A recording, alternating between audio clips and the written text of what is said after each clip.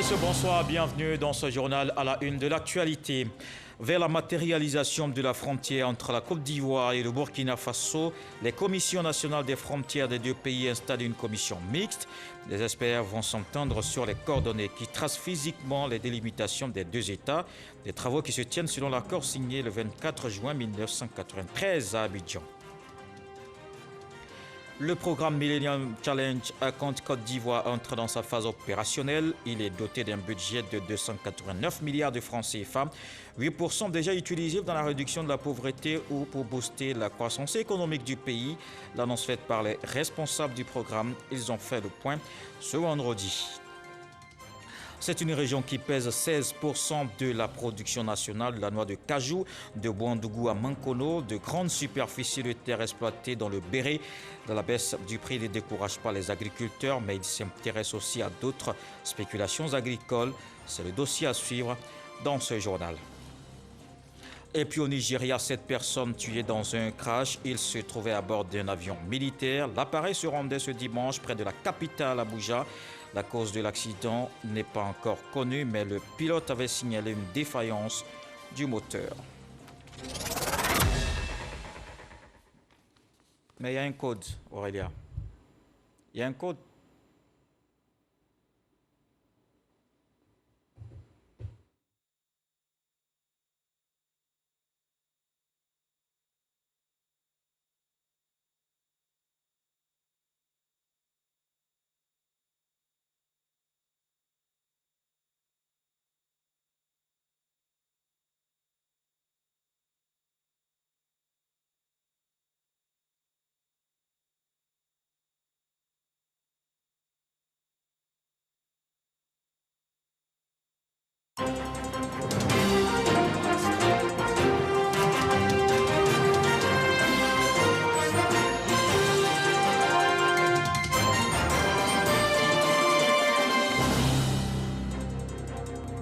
Madame, Monsieur, bonsoir. Bienvenue dans ce journal à la une de l'actualité. Vers la matérialisation de la frontière entre la Côte d'Ivoire et le Burkina Faso, les commissions nationales des frontières des deux pays installent une commission mixte. Les experts vont s'entendre sur les coordonnées qui tracent physiquement les délimitations des deux pays. Des travaux qui se tiennent selon l'accord signé le 24 juin 1993 à Abidjan. Le programme Millennium Challenge à Côte d'Ivoire entre dans sa phase opérationnelle. Il est doté d'un budget de 289 milliards de francs CFA, 8% déjà utilisés dans la réduction de la pauvreté ou pour booster la croissance économique du pays. L'annonce faite par les responsables du programme, ils ont fait le point ce vendredi. C'est une région qui pèse 16% de la production nationale de la noix de cajou, de Bouandougou à Mankono, de grandes superficies de terre exploitées dans le Béret. La baisse du prix ne décourage pas les agriculteurs, mais ils s'intéressent aussi à d'autres spéculations agricoles. C'est le dossier à suivre dans ce journal. Et puis au Nigeria, 7 personnes tuées dans un crash. Ils se trouvaient à bord d'un avion militaire. L'appareil se rendait ce dimanche près de la capitale Abuja. La cause de l'accident n'est pas encore connue, mais le pilote avait signalé une défaillance du moteur. La matérialisation de la frontière entre la Côte d'Ivoire et le Burkina Faso au centre d'une rencontre à Abidjan. Les commissions nationales des frontières des deux pays installent une commission mixte paritaire. Des experts chargés de conduire le processus de réalisation. Jean-Marc Djadji. Et ils sont au nombre de 10 par pays. Ces experts ivoiriens et burkinabés installés dans la commission mixte paritaire de matérialisation CMPM. Spécialistes en coopération transfrontalière, ils auront la lourde tâche de démarrer les travaux et de conduire à terme le processus de réalisation de la frontière commune pour le compte de l'État de Côte d'Ivoire et du Burkina Faso. Cette activité de démarcation des frontières, démarcation physique, est précédée d'enquêtes de terrain, de recherche documentaire, d'analyse des documents cartographiques, et à partir de ce moment-là, les experts s'entendront pour définir les coordonnées, et à partir des coordonnées maintenant, il y a des activités de sensibilisation des populations sur le terrain. Les ministres ivoiriens et burkinabés en charge des questions de frontières encouragent les membres de cette commission et se disent prêts à renforcer la sécurité et à régler pacifiquement les conflits liés aux frontières. La frontière donc peut constituer une source de tension et de conflit entre États si elle n'est pas définie et acceptée de tous. Ce risque est davantage plus prégnant dans le contexte africain.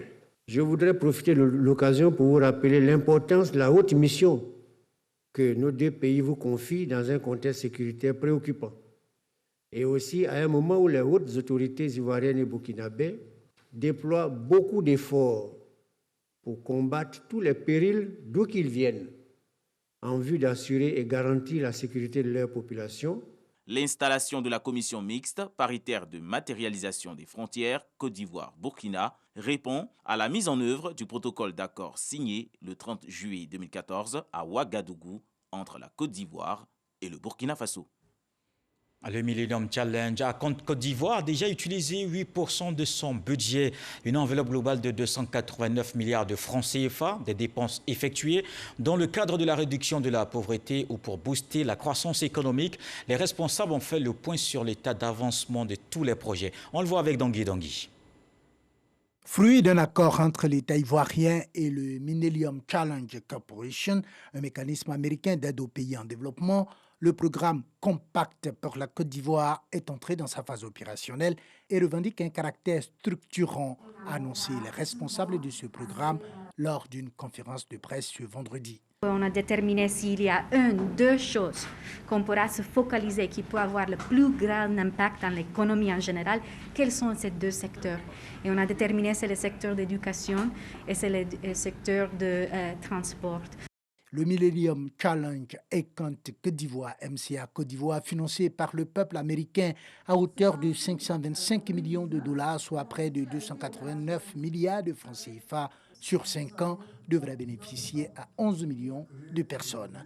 Entre autres objectifs du MCA Côte d'Ivoire, réaliser les projets Abidjan Transport et compétences pour l'employabilité et la productivité, malgré les facteurs limitants. Nous avons su réagir vite. Parce que dans ce programme, nous ne pouvons pas faire autrement. Nous avons un temps imparti pour tout réaliser et il s'agit en équipe de pouvoir tout de suite trouver des solutions. C'est aussi ça la gestion de projet. C'est aussi ça le laboratoire d'excellence que nous voulons être. Créé en 2017, le programme Millennium Challenge et Côte d'Ivoire MCA Côte d'Ivoire est entré en vigueur en 2019 et a déjà utilisé 8% de son financement. Et Dangui nous parle d'une autre coopération de la Côte d'Ivoire. Le projet d'appui au renforcement des institutions de contrôle de la Côte d'Ivoire est lancé. Il est financé par l'Union européenne à hauteur de 1,18 milliard de francs CFA. Il va durer 3 ans. Entre autres objectifs, améliorer la transparence et la redevabilité dans la gestion des finances publiques. Les structures de contrôle interne et externe des finances publiques ainsi que celles de lutte contre la corruption bénéficient du projet d'appui au renforcement des institutions de contrôle de Côte d'Ivoire sur 3 ans. Entre autres défis de ce projet financé par l'Union européenne, renforcer l'efficacité de la recette et de la dépense en améliorant la transparence et la redevabilité de la gestion de la finance publique. Par la bonne gestion des finances publiques, et par la bonne gestion des impôts, parce que c'est là où l'argent rentre aussi, la Côte d'Ivoire peut assurer aussi une croissance économique équilibrée et surtout aussi maintenir son attractivité économique. Déjà inscrite dans cette dynamique d'amélioration de la transparence dans la gestion des finances publiques, avec l'institution du budget programme, les autorités veulent saisir les opportunités qu'offre le PACC, doté d'une enveloppe de 1,16 milliard de francs CFA. L'importance du contrôle dans les finances publiques est essentielle. C'est le gage d'une bonne exécution du budget de l'État. Le PAC, comme cela se dit en abrégé, devra en conséquence contribuer à l'amélioration de la performance de l'action publique à travers la poursuite et le renforcement de la bonne gestion des finances publiques. Les institutions bénéficiaires du PACC ont signé la lettre d'engagement à s'inscrire dans la perspective de transparence et de redevabilité dans la gestion des finances publiques. Un panel sur le thème « Gestion des finances publiques, une contribution à la bonne gouvernance financière » a permis aux experts et participants de comprendre les enjeux du PACC mis en œuvre par Expertise France. La chaire UNESCO aux femmes et pouvoir de décision a lancé un label genre et compétitivité des entreprises, un outil d'accompagnement du secteur privé. Pour en parler, la titulaire de la chaire, Ifrazi Yao, était l'invitée du Dimanche Magazine de ce 13h, présenté par Ayman Guivé. Je vous propose un extrait de l'entretien. Il y a plusieurs personnes qu'on avait accompagnées qui ont témoigné de ce qu'elles ont reçu en matière de genre à faire lever la patte au sein de leurs entreprises.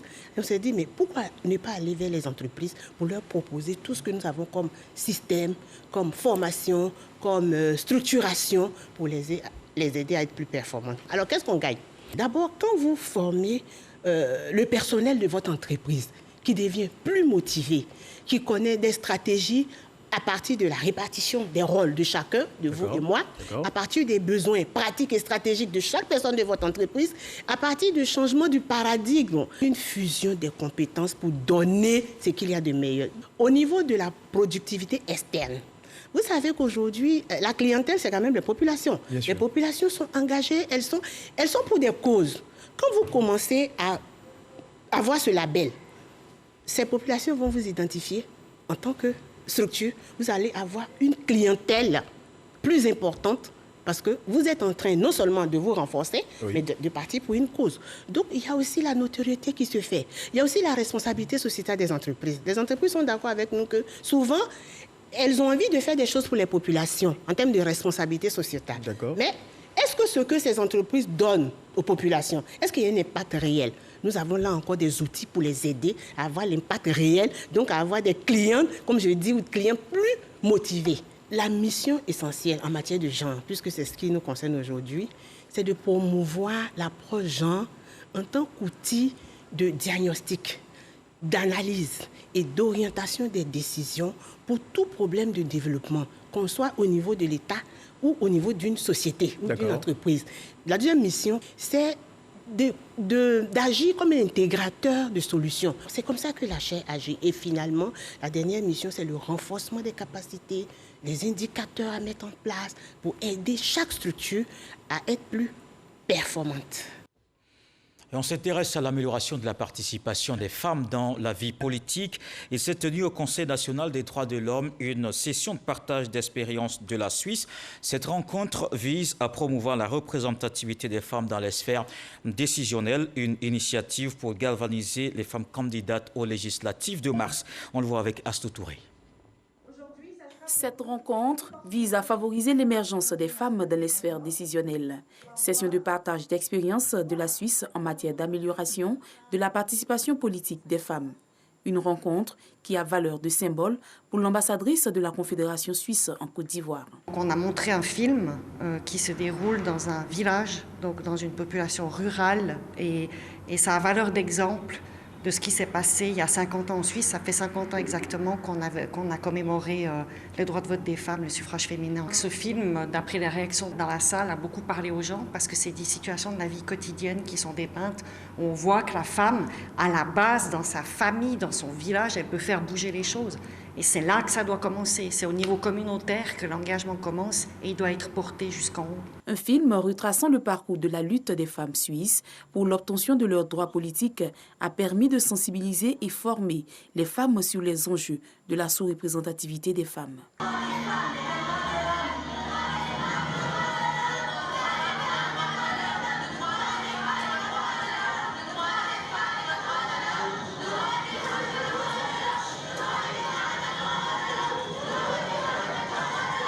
Après des décennies de lutte, les Suissesses ont pu obtenir 38% des sièges au Parlement. En Côte d'Ivoire, ce quota est loin d'être atteint avec 11% de taux de représentativité au Parlement. À la veille des élections législatives, nous pouvons nous rendre compte que malgré tous les efforts et l'engagement des femmes ivoiriennes pour leur participation en politique, il est clair que les quotas de 30% de femmes dans les listes qui avaient été proposées par les partis politiques, ce quota dans l'ensemble n'a pas été atteint. Les femmes représentent plus de 48% de la population ivoirienne, mais le taux de représentativité dans les instances décisionnelles demeure encore faible. Pour Namizata Sangaré, le chemin est long, mais l'espoir à un changement est possible. Je pense qu'il faut y croire et il y a même des raisons de croire en la représentation des femmes au poste de décision, pour la simple raison que la Côte d'Ivoire a adopté librement une législation à l'effet d'accroître les chances des femmes au poste de décision. La Côte d'Ivoire a ratifié tous les instruments internationaux pertinents qui parlent de représentation des femmes aux instances de décision.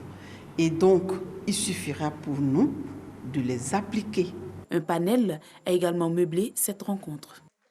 Et la Côte d'Ivoire améliore aussi le fonctionnement de son système judiciaire pénal. Les jugements des cas en souffrance vont s'accélérer. Désormais, 866 dossiers criminels seront traités. Moussa Konaté. 800 dossiers criminels en souffrance auprès des cours et tribunaux de Côte d'Ivoire seront traités. Grâce au partenariat avec le PNUD, le ministère de la Justice et des Droits de l'Homme, avec l'appui du barreau et des commissaires de justice, procède à l'accélération du traitement de ces dossiers en instance de jugement. L'action a débuté en décembre 2020. À ce jour, 110 dossiers ont été traités à Abidjan, Daloa, Bouaké et Korogo. Connaître sa situation, c'est mieux que rester en prison sans être jugé.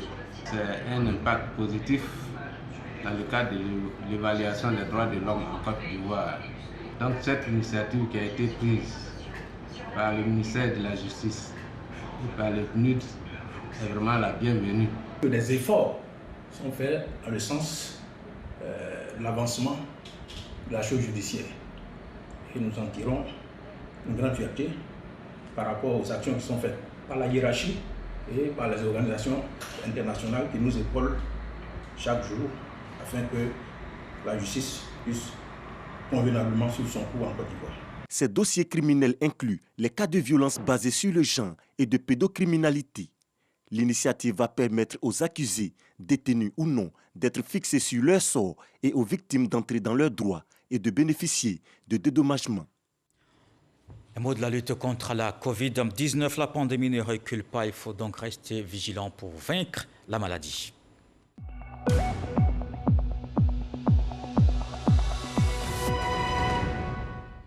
Voici les chiffres de ce dimanche. 112 nouveaux cas de Covid-19 sur 3303 échantillons prélevés, soit 3,4% de cas positifs, 346 guéris et un décès. La Côte d'Ivoire compte désormais 32 026 cas confirmés, 30 589 guéris, 186 décès, 1251 cas actifs. Et dans la région du Béret, c'est la prospérité de la filière cajou. 16% de la production nationale. Elle a permis l'exploitation d'une grande superficie des terres de la région de Bouandougou à Mankono. Les vergers s'étendent sur plusieurs hectares. La baisse du prix de la noix de cajou ne décourage pas les agriculteurs, même s'ils s'intéressent aussi à d'autres spéculations. Les populations saisissent les opportunités de toute la chaîne de valeur. À Nakad, dans le Béret, la filière conserve ses acquis. C'est un dossier de Charles Tatou. Introduite en Côte d'Ivoire dans les années 70 avec pour rôle la lutte contre la dégradation de l'environnement dans les régions nord, la culture de l'anacarde a connu sa valorisation juste après la période 2000, du fait de ses intérêts multiples. On fait le jus avec, on fait le confiture avec, on fait aussi liqueur, mais ça fait beaucoup de choses, c'est vrai. Nos formateurs, on nous a formés. Nos nouveaux, on s'est arrêté à 4 matières. Dernière année, donc, des filières agricoles, ces activités se sont accentuées dans la région du Béret et ont même supplanté les autres cultures agricoles. Avant l'arrivée de l'anacarde, il y avait la culture vivrière. Au plan industriel, c'était le coton. Donc ils ont trouvé qu'il fallait vraiment revenir à l'ancien système, surtout la culture vivrière. Et ensuite, il y a eu l'arrivée de l'anacarde. La région du Béret, il faut le dire, est très propice à cette culture pérenne. Ici, c'est la ruée vers les villages. Le verger anacardier du Béret apparaît très immense. Même si nous n'avons pu accéder aux données statistiques, les plantations qui longent l'axe Bouandougou-Mankono attestent bien la grandeur de la superficie occupée. Le Béret est la première région productrice de l'anacarde de la Côte d'Ivoire. Nous faisons 16% de la production nationale. Il faut rappeler que cette année, la Côte d'Ivoire a produit 850 000 tonnes. C'est un record. Et nous avons le devoir de préserver cela. La performance du béret est à l'actif des 3 départements qui composent la région, notamment Mankono, Diaran et Kounaïri, dont le cumul des productions se chiffre à plus de 130 000 tonnes. Le préfet des régions, félicitant les producteurs pour ces bons résultats, les exhorte à faire une production de qualité.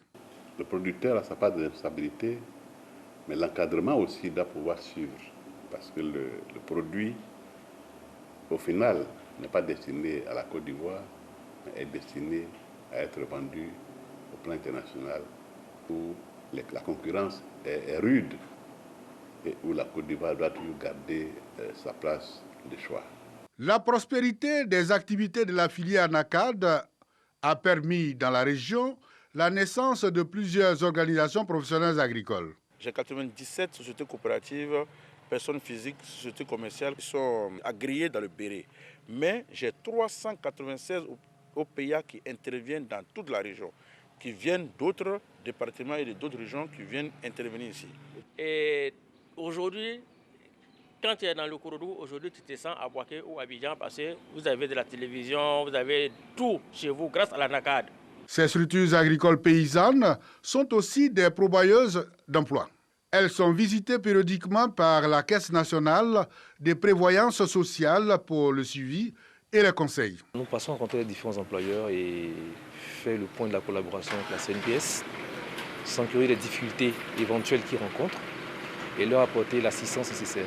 Le ramassage des pommes d'acajou, une autre activité contribuant à la lutte contre la pauvreté. Quand on fait le ramassage du contrat, les propriétaires du champ nous donnent un peu d'anacade. Avec ça, nous vendons pour scolariser nos enfants. Avec cette activité, tout le monde ne revient pas satisfait. Souvent, le paiement est difficile. Les propriétaires de champ nous demandent d'attendre un peu. Quand la vente sera effectuée, ils vont nous faire le paiement.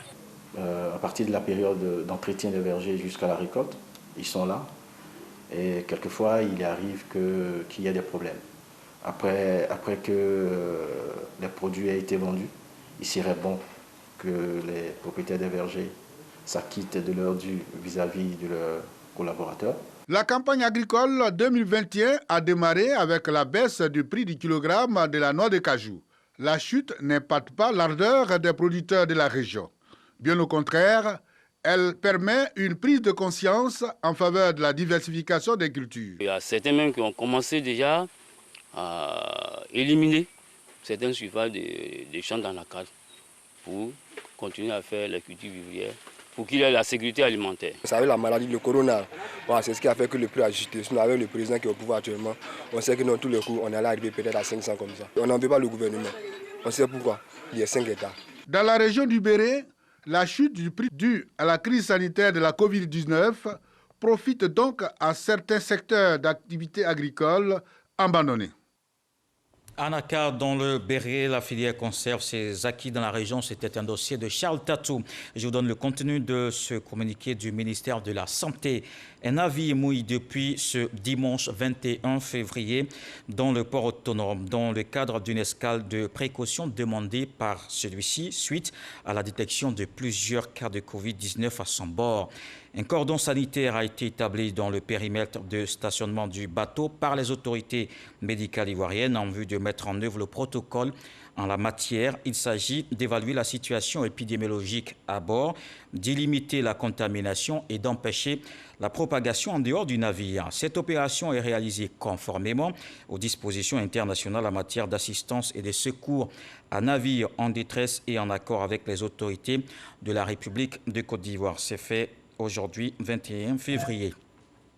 Je vous emmène dans la région de l'Édoubois. C'est bientôt les législatives. La secrétaire d'État aux droits de l'homme appelle les populations de la région à la cohésion sociale. Les Mézébéyou ont tourné à Divola, Kouta et Zikiso. Le reportage de Godefroy au Kambawa.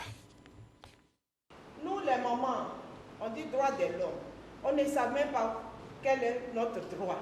Comment on peut expliquer les droits à nos sœurs qu'on dirige? Pour la première étape de cette campagne de sensibilisation de masse pour la promotion et la protection des droits de l'homme dans le Lodibois, c'est la ville de Divo qui accueille Mézébéyou. La secrétaire d'État chargée des droits de l'homme a rencontré leaders de jeunesse et de femmes pour échanger sur le rôle qu'ils doivent jouer avant, pendant et après les élections. Tous conscients que le dialogue doit être privilégié en cas de différend. Nous avons compris qu'en réalité, nous devons penser à notre avenir, à ne point nous impliquer dans une politique qui va nous détruire. Ainsi, je m'engage à échanger avec les jeunes de mon département pour qu'ensemble nous puissions penser à développer et non à détruire notre département.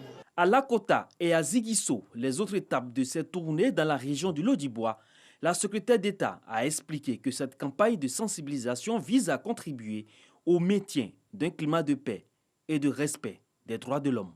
Le non-respect du droit de chacun qui est à la base des conflits. Pour ces élections législatives, ils ont pris l'engagement de respecter le droit de chacun et qu'il n'y aura pas de conflit. Et ce vivre ensemble-là ne peut se faire si nous avons des élections apaisées. Droits de l'homme et élections apaisées, c'est le thème central de cette campagne de sensibilisation. La secrétaire d'État a exhorté les populations à ne pas se laisser instrumentaliser par les politiques. Toutefois, les populations ont souhaité que des séances régulières de vulgarisation des droits de l'homme soient accordées aux femmes et aux jeunes. Il y a aussi des prières pour des élections législatives apaisées. Le groupe de réflexion islamique spirituelle et ésotérique a organisé ce dimanche la 13e édition de son Giga Maoulid, une fête qui commémore la naissance du prophète de l'islam. Les guides religieux ont prié pour la paix et la stabilité en Côte d'Ivoire. Kone Pagasoro de Madongui. Le palais des sports du Trécheville bondé du monde. Ses imams, ses prédicateurs, ces guides religieux et fidèles musulmans venus des différentes communes du district d'Abidjan, des villes de l'intérieur et des pays de la sous-région, mais aussi de la France, présents pour la célébration du Giga Maoulid, une initiative du groupe de réflexion islamique, spirituelle et ésotérique Grise, avec à sa tête le guide spirituel Cheikh Malik Konaté. Le prophète Mohammed, paix et salut de Dieu sur lui, une miséricorde pour l'humanité. Thème retenu pour cette 13e édition. Je suis sûr et certain qu'il y a les musulmans et les non-musulmans parmi nous. C'est à cause de cette miséricorde qu'on se retrouve. Donc le fait de choisir ce thème, ça en même temps fait des prières pour le pays. Cette 13e édition du Giga Maoulid a bénéficié du soutien du président du COSIM, Conseil supérieur des imams des mosquées des affaires islamiques en Côte d'Ivoire, Cheikh Aïma Traoré Mamadou, et de la ministre de la Solidarité, de la cohésion sociale et de la lutte contre la pauvreté, marraine de la cérémonie représentant le Premier ministre, chef du gouvernement Ahmed Bakayoko. Occasion toute trouvée pour Maria Toukoune d'exhorter les guides religieux et la communauté musulmane dans son ensemble à être des artisans de paix et à prier pour des élections législatives apaisées le 6 mars prochain. Elle les a aussi invités au strict respect des mesures barrières afin de lutter efficacement contre la Covid-19.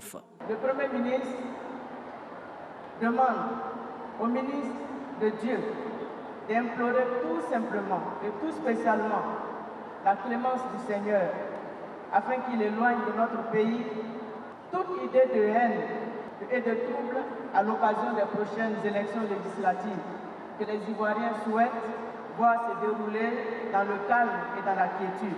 Intervention des différentes délégations, lecture psalmodie du Saint-Coran, chants liturgiques, louanges et bénédictions. Des temps forts qui ont également meublé cette 13e édition du Giga Maoulid du groupe de réflexion islamique, spirituelle et ésotérique Grise. Une autre confession religieuse en prière. Dans le département de Guibérois, les fidèles chrétiens catholiques du village de Niaprayo célèbrent le 3e anniversaire de leur sanctuaire marial. Les populations de la localité prient pour la paix et la cohésion sociale. Jean-Marc Diadji. C'est dans une ambiance de joie que les chrétiens catholiques du village de Niaprayo célèbrent, au rythme du terroir, les 3 ans d'existence du sanctuaire marial Notre-Dame de Fidélité.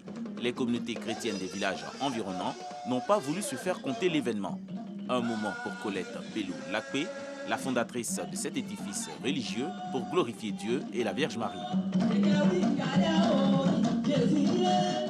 Le père Anselme Dogbo, dans son homélie sur le Magnificat, a imploré Dieu pour les autorités gouvernementales et la paix en Côte d'Ivoire.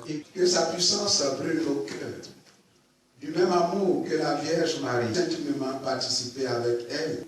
Et avec votre élevons notre cœur.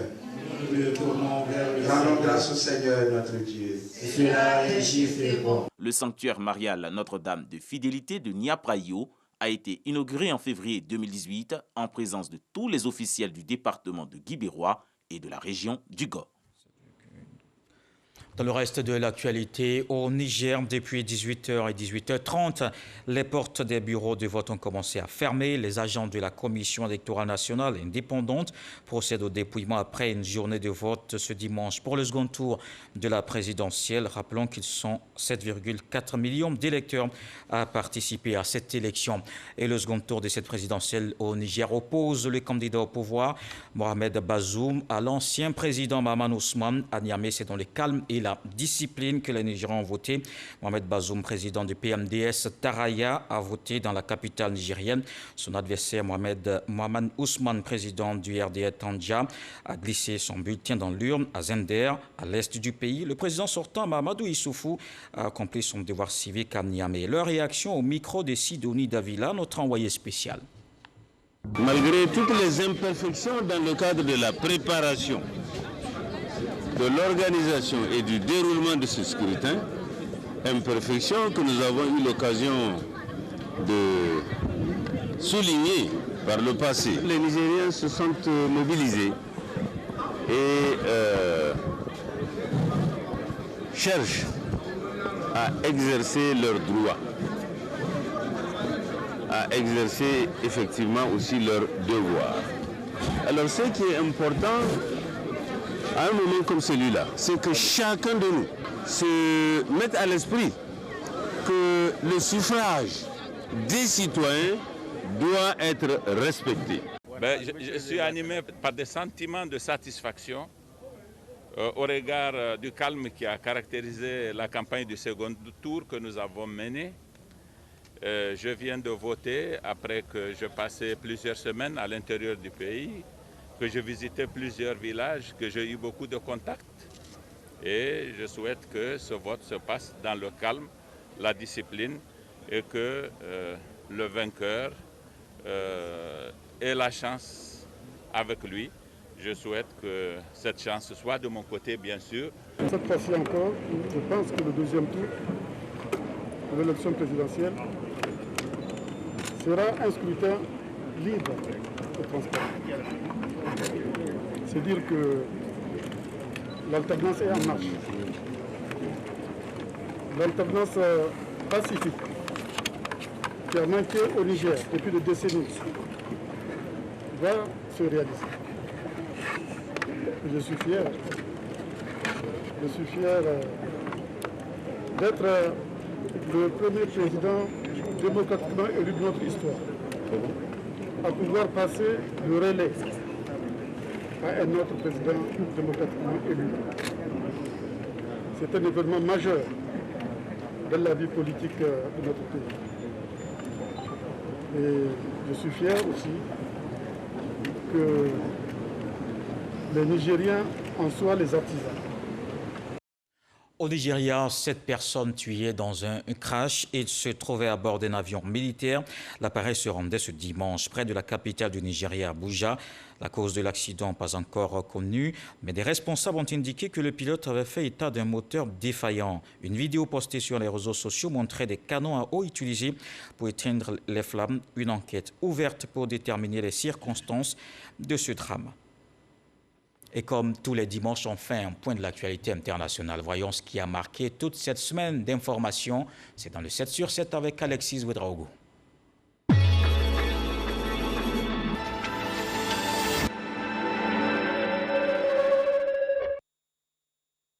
L'ancienne ministre nigériane des Finances, Ngozi Okonjo-Iweala, est devenue lundi la première femme et la première représentante du continent africain à diriger l'Organisation mondiale du commerce.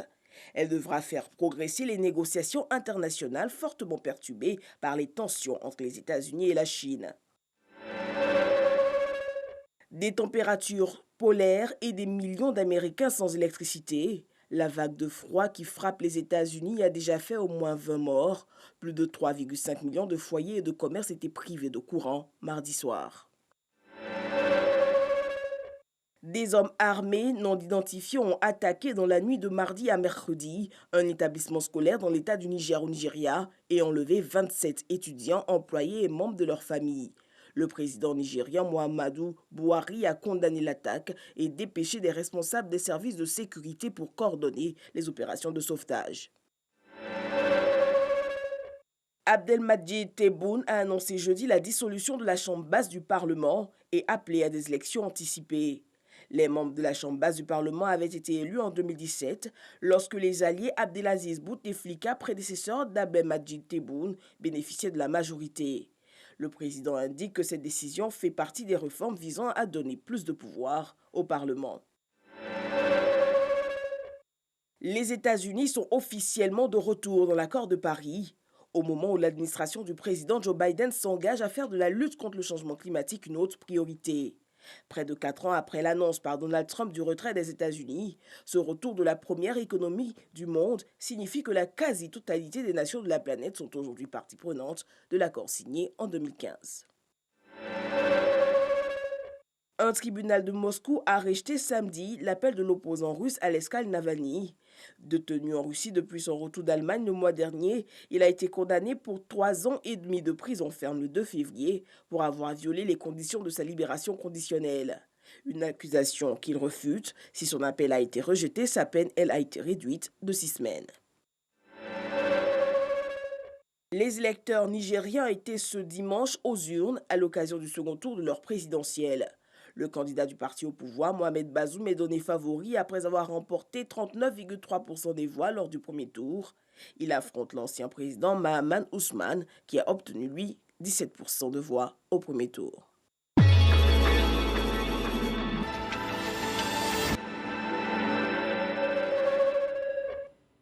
Voilà qui met un terme à ce journal. Merci de l'avoir suivi. Retour de l'actualité 23h avec Abdoulaye Koné. Demain 20h, retrouvez Fatou Fofana. Je vous souhaite une fructueuse semaine. Et on se quitte avec ce que dit le sage ce soir. Si on vous promet un cadeau, n'allez pas le chercher avec un grand panier.